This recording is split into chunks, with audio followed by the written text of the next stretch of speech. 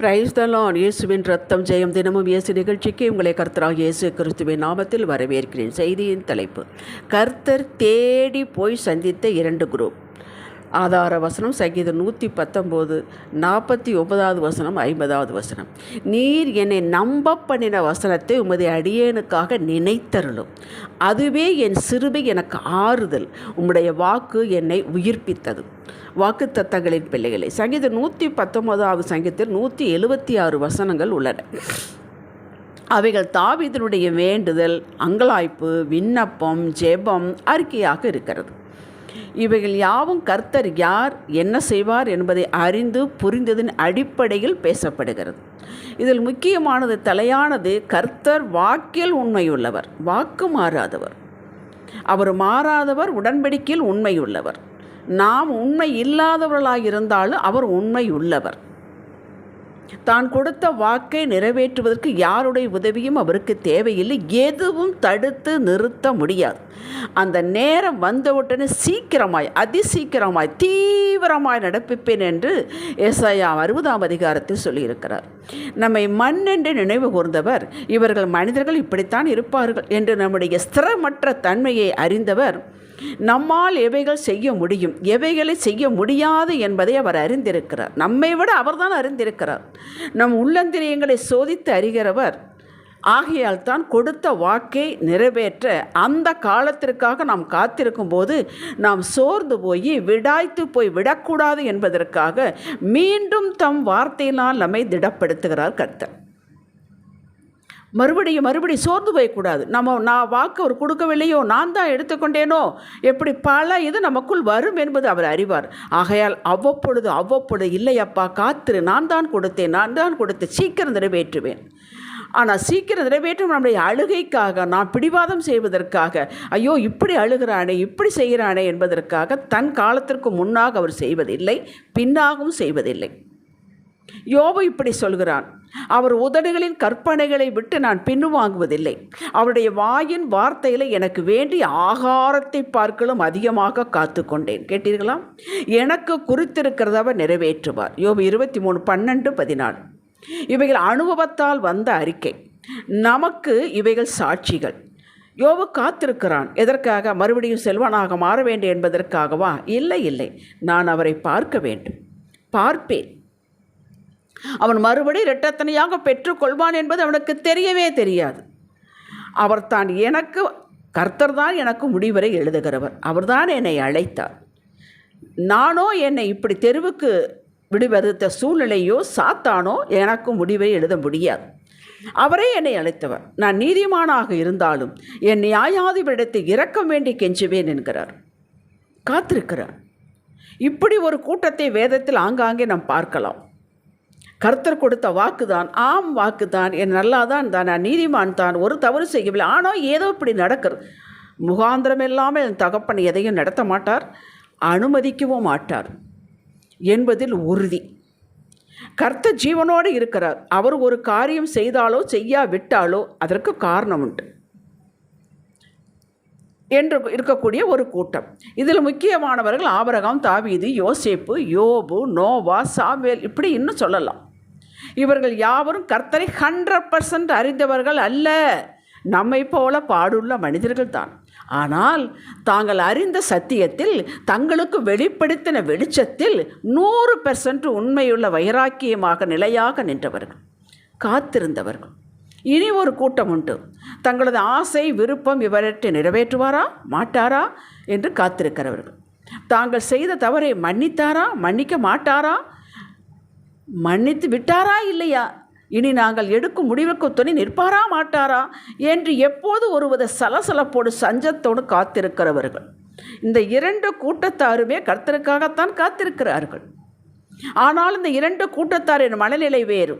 முதல் கூட்டத்தார் என்ன நிகழ்ந்தாலும் சரி, இதை கர்த்தர் அறிவார், கொன்று போட்டாலும் நாங்கள் மறுதளிக்க மாட்டோம் என்று இந்த காத்திருப்பதில் ஒருவித அமைதி, பொறுமை, நிச்சயத்தன்மை. 2வது கூட்டத்தார் அவரை பரீட்சை பார்ப்பவர்கள். காத்திருக்கிறார்கள், அமைதி இல்லை, வேவரிங் மைண்ட். கர்த்தரோ முதல் கூட்டத்தாரைத்தான் முதலில் சந்திக்கிறார்.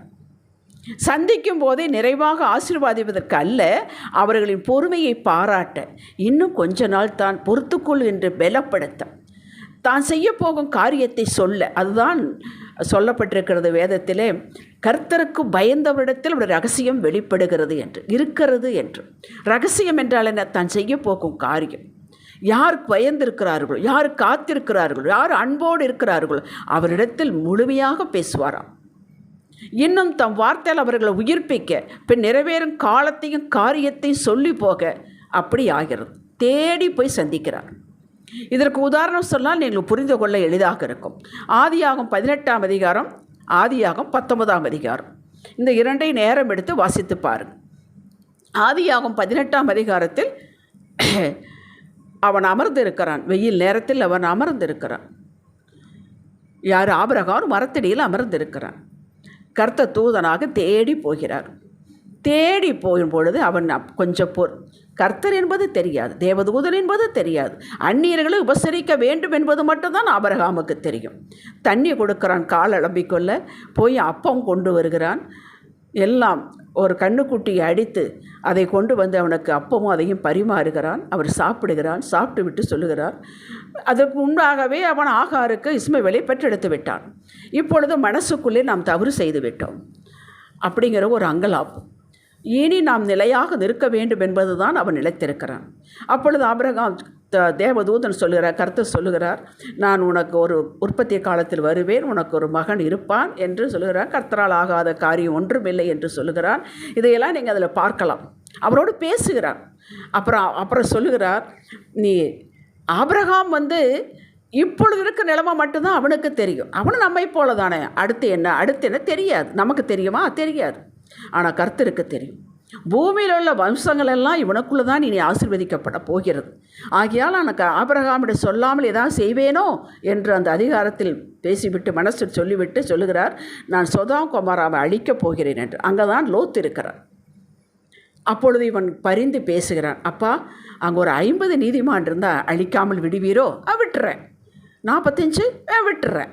40 பேர் இருந்தால் விட்டுறேன். 30, 20, 10 பேர் இருந்தால் விடுகிறேன். 10 பேர் இருந்தால் கூட நான் விட்டுறேங்கிறான். பின் போய்விடுகிறார். 19ஆம் அதிகாரத்துக்கு வாருங்கள். அங்கே லோத் அமர்ந்திருக்கிறான். இதே போல் அவர் போகிறார். அவரும் அதே போல் உபசரிக்கிறார். அவனுக்கு லோத்துக்கு இப்போ வந்ததுக்கப்புறம் மனம் வாதிக்கிறது.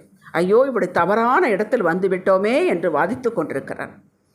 அப்பொழுது அவர் போய் இதையெல்லாம் இதே போலத்தான் வரவேற்கிறான், உபசரிக்கிறான். ஆனால் அந்த இடம் எப்படிப்பட்டது என்பதை ஆண்டவர் காட்டுகிறார்.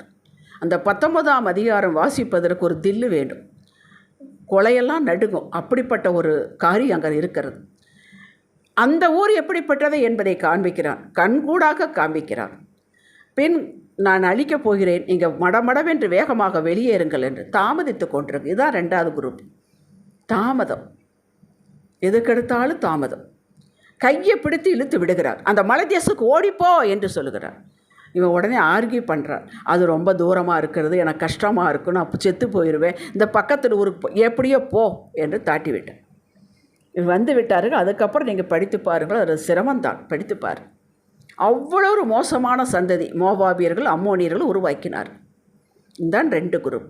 ஒரு குரூப், 2 குரூப்புமே தவறு செய்தவர் தான். ஒரு குரூப் நாம் இனி செய்யக்கூடாது என்பது உறுதியாக காத்திருக்கிறது. இன்னொரு குரூப் நமக்கு சரி இதில் ஏதாவது கிடைக்குமா என்பதிலேயே இருக்கக்கூடிய குரூப். இப்போ உங்களுக்கு புரிந்திருக்கும் நினைக்கிறேன்.